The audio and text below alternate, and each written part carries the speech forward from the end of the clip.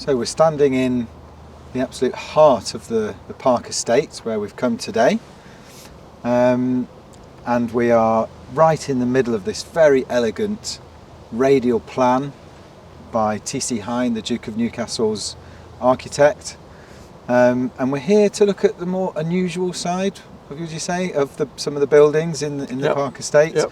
I remember when we first came here, and we were standing on this was several years ago, we were standing on the balcony of a friend's house, and you looked up and you said, "Look at that, sunflower finial, aesthetic movement." And I thought, what are you talking about? I genuinely I'd heard of the aesthetic movement, but I didn't know anything about it. So that's what we're here to explore today, the aesthetic movement. Let's go and find some sunflowers. All right.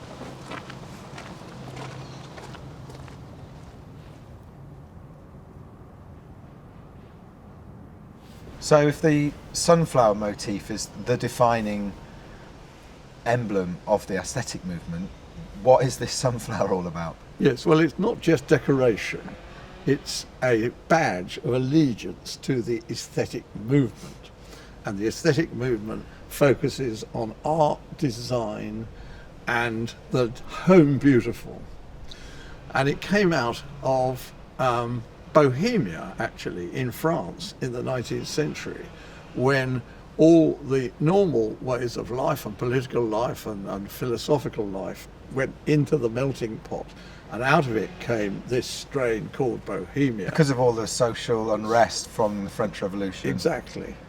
And so you've got a new strain out of that, which is concerned with exotic sensuality. Sounds all right, sounds nice. Now, the British strand is rather less exotic, but nevertheless it is focusing on art, design and the home beautiful. The French poet Théophile Gautier coined the phrase l'art pour l'art, which is art for art's sake. So that was an approach that meant there should be no objective of no political, moral or social objective. It is purely art for art's sake. Okay, so these are real purists, and if we look at this property, Glendower, built for William Foster, we don't really see him belonging to this purist aesthetic movement. He was, we read his obituary, retired businessman.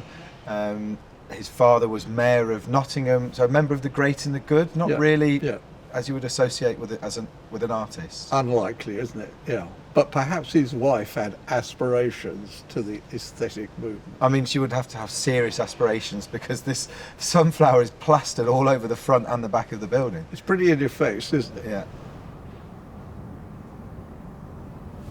We've come from Glendower and the sunflowers. We've got something remarkably different in style and appearance, and this comes from the story of the development of the Park Estate. So there's a ground plan of 1827, an unrealised ground plan by the Duke of Newcastle's agent, architect, and it's incredible to look at it and to imagine that the whole of the Park Estate could have looked like this Regency stucco character.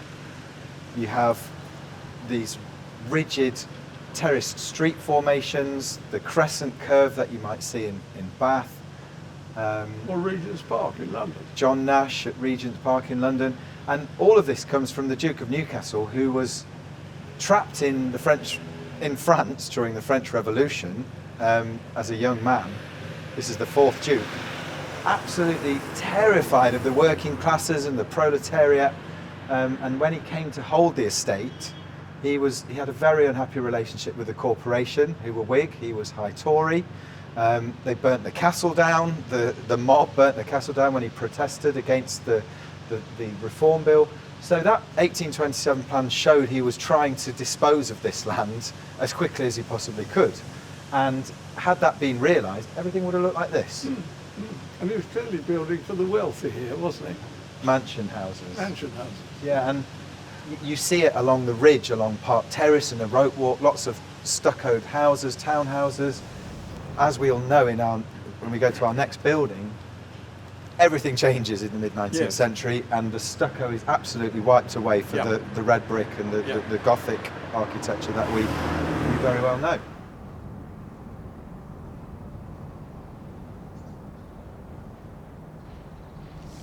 So we leave behind this early 19th century Regency world of everything stucco, everything white, rendered, stuccoed, and we arrive at the mid-19th century with something quite dramatically different. You've got writers like John Ruskin, Thomas Carlyle, who've had this profound influence over society, and it's manifested itself in architectural terms in this style. So what are we looking at here? Here is an example of a bit of everything. Ruskin, as you say, was one of the great influences, and he popularised particularly Venetian Gothic. And here you've got a bit of Venetian Gothic. This pillar holding up, or apparently holding up, this oriel window, projecting oriel. But it's all crazy, isn't it? Crazy, so crazy. The word that it was termed this style is eclectic. So a blend of bit of everything, and doesn't really quite work. And Ruskin, towards the end of his life, very much regretted popularising Venetian Gothic because he saw it being miscreated all over the place. Which we see a good example of here. A good example here. So what's going on there? Ruskin would have cringed at this example of Venetian Gothic because it's next to a curious doorway which has Romanesque kind of pattern, dogtooth pattern, zigzag pattern, but in a Gothic arch. Yeah, Romanesque inside of a Gothic arch. Gothic, yeah. Just let's get it all on there. Absolutely. And then you go up a bit further. There it's surmounted by a Jacobean gable with these extraordinary finial pediments on the pediment. And horizontally, you've got Queen Anne detail. The coved eaves. The coved eaves, which people like Norman Shaw used a lot in Bedford Park. So it is a wild mixture of anything. It's a kaleidoscope of architectural details from different styles, different periods, inexpertly put together. Yeah, and architectural critics, historians, the way it's looked upon, this eclectic style, is an era of slightly low taste, this mid-19th century period. Definitely, low period. Yeah, and made possible by these pattern books the builders had available to them. So we're talking about mass production of materials now, aren't we, into the mid-19th century, and the builders just selecting what they want, bringing it to site, and up you go. I think a builder put this together.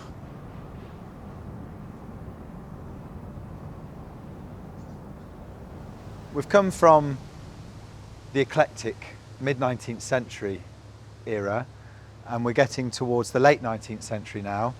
Again, the style has moved on, it's evolved, it's changed. The pattern of industry has changed, so we've no longer got these great lace merchants and barons. We're now dealing with bankers. This house was built for a banker, and we've got a very different style once more. This is high arts and crafts. Yeah, so this is arts and crafts, and a much more coherent essay. Very delightful essay, I think. Watson Fothergill had certain elements that he tended to repeat. You've got a large roof punctuated by a decorative dormer. The dormer itself has large overhanging eaves, as does the main roof, with projecting rafter feet, which are delicately shaped, picked out in white.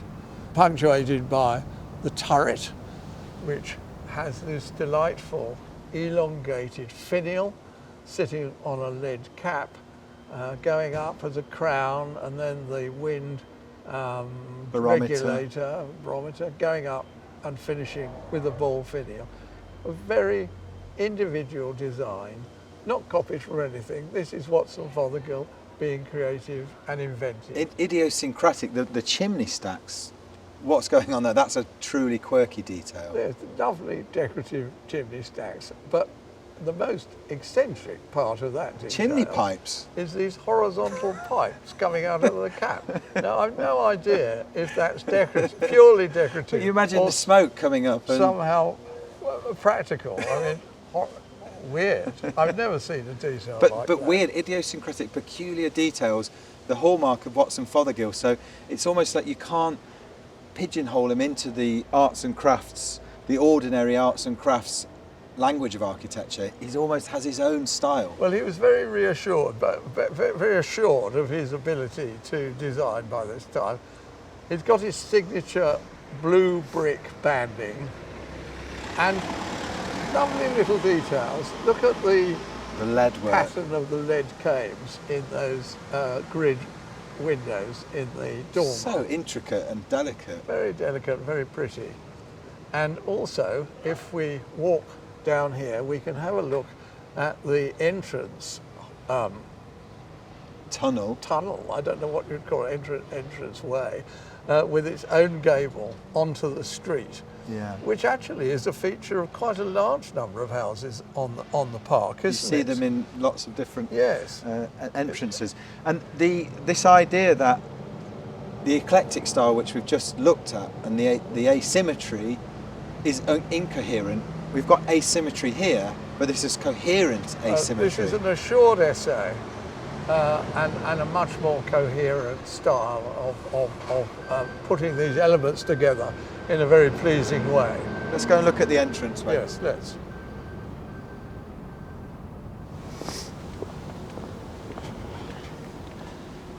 So do you see these lovely details, the ironwork, scrolly ironwork for the hinges, the grille. Now, do you see this is called the priest's house? Yeah. I mean, that is a suggestion that it's like a closed conventual building, so that you slot open the entrance so you can talk through, but you can't actually see or touch who you're speaking to. It's humour.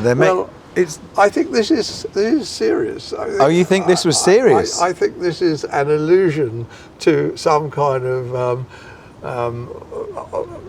religious retreat or something like that. But do you not think, with the amount of peculiar details on the building, that Watson Fothergill or the owner was perhaps making a bit of fun with this? Well, he did have a sense of humour, I believe, yeah. But look at the lovely way the timber framing is accentuated by the use of exposed and projecting pegs. Yeah. And within it is the brick nogging. Yeah, the brick noggin, and then these lovely stop chamfered details. Yes, lovely stop chamfered. The intricate lead work glazed in between the struts of the king post. The lead work echoing the brickwork.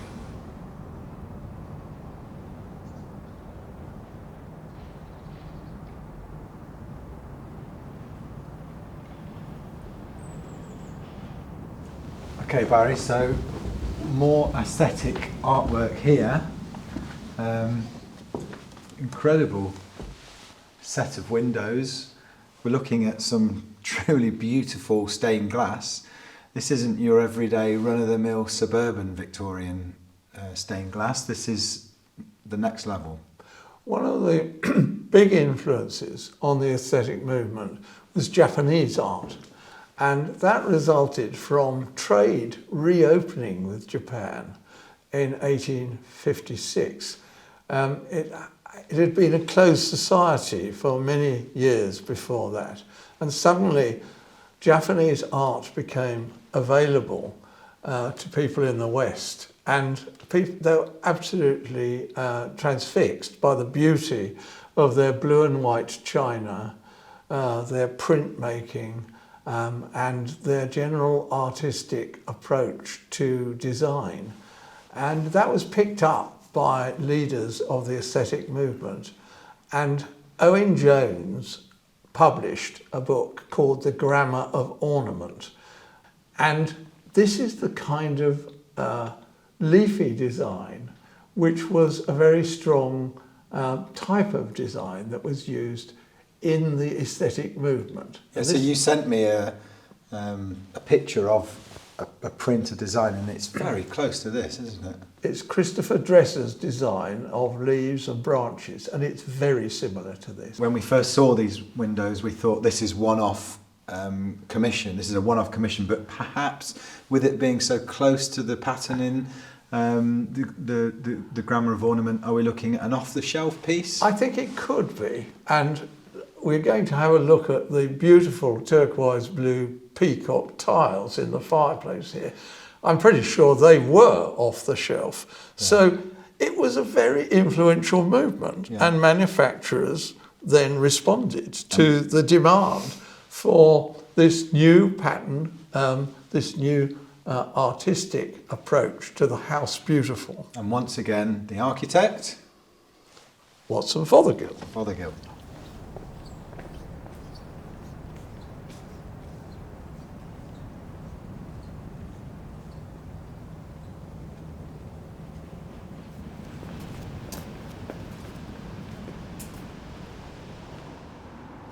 Okay, Barry, so we came here on a sunflower hunt today, and this house has delivered. We've got sunflower terracotta, which surely is that's the holy grail, sunflower in terracotta.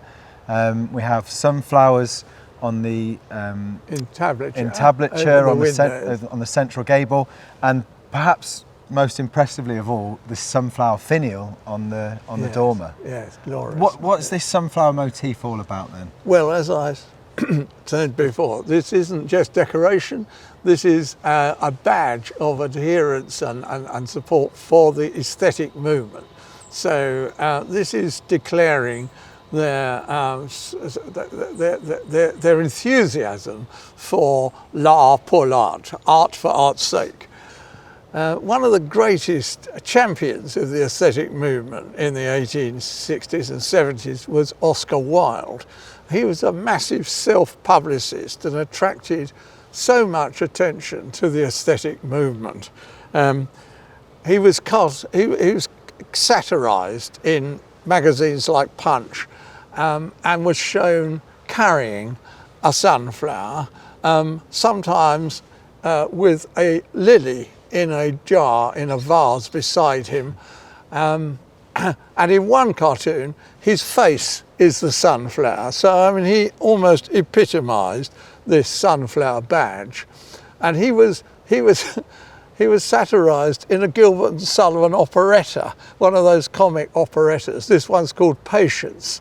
And the central character, Bunthorne, is given this wonderful little ditty to sing. Though the Philistine may jostle, you will rank as an apostle in the high aesthetic band if you walk down Piccadilly with a poppy or a lily in your medieval hand.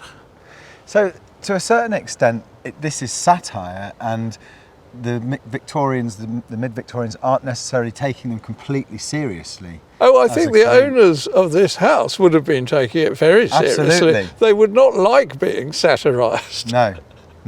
And we do know from the present owner of the house that this was originally built or owned by a photographer who was quite intrepid and went out to the Himalayas and took photographs there. So perhaps slightly more artistic than the industrialists we've been looking at elsewhere. I mean, it's much more likely that he was himself a follower of the aesthetic movement, isn't it?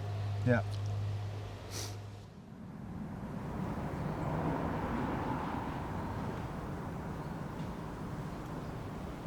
So we've come to the Park Estate today to talk about the aesthetic movement, but we could not go past this house without stopping to celebrate the owner, the original owner, and the incredible stained glass, Marriott Ogle Tarbotton.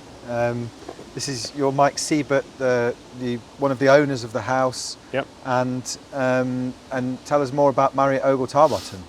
Marriott. This house was built for him in 1865, so it was one of the kind of second wave of houses in the park, and he'd already made his money by then. Mostly he was Nottingham's water engineer and created the the current sewage system, then went on to design Trent Bridge and Papplewick Pumping Station, amongst other things. Looking at these two individual pieces of stained glass, absolutely remarkable works of iconography, really. I mean, what's going on here? Well, I think on the right-hand side you've got the arts. That's represented by Lichfield Cathedral architecture. You've got the lady painting.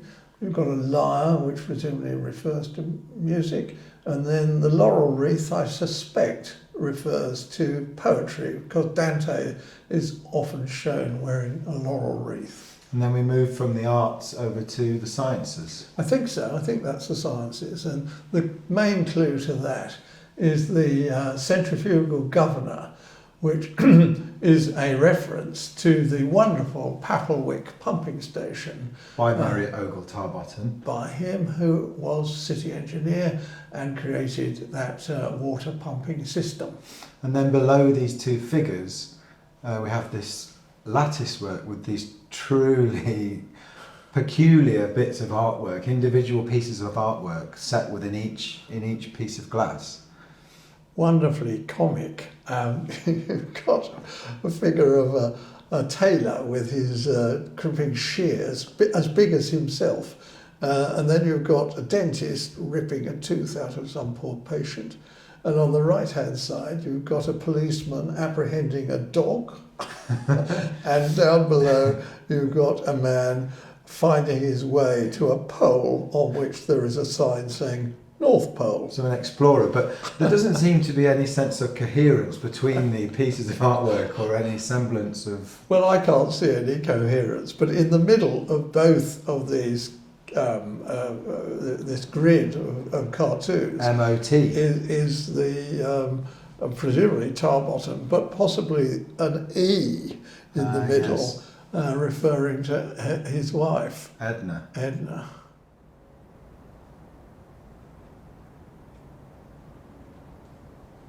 We've come to the end of our investigation, exploration around the Park Estate. We've seen some incredible buildings. We've gone through all of the different architectural styles of this period.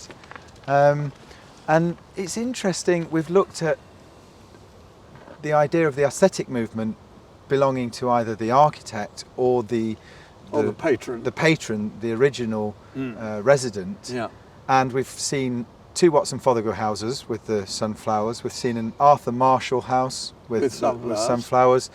However, the Arthur Marshall house was a photographer, perhaps more of an artist, the other two industrialists. So where are we with this in considering who were the original patrons of this movement? I think the question remains open. We don't know whether it was Watson Fothergill as the leader of the aesthetic movement. He clearly was a paid-up member. Arthur Marshall seems to have been too. But perhaps the patrons were also... It seems curious to have such a strong branding without the patron, without the owner having that input. Acquiescence. And acquiescence, exactly. And the idea that all of this was the Duke of Newcastle's estate, this high conservative arch Tory, and then becomes this beautiful suburb of Nottingham, yes. almost unique. Yes, but during the second phase in the 1870s and 1880s was contemporary with Bedford Park, which was broadly, it's generally considered to be the first garden suburb. Not to be confused with the Garden City suburbs, which was a 20th century ideology, but the garden suburb being this genteel Victorian suburb for the wealthy. And for the artistic. Right. Bedford Park was very much for the artistic life, the house beautiful. So there are close parallels. So are we widening the interpretation of the Park Estate? It means a little bit more than it has done so far? I think it's interesting that it is contemporary with Bedford Park. That's for another day. Absolutely.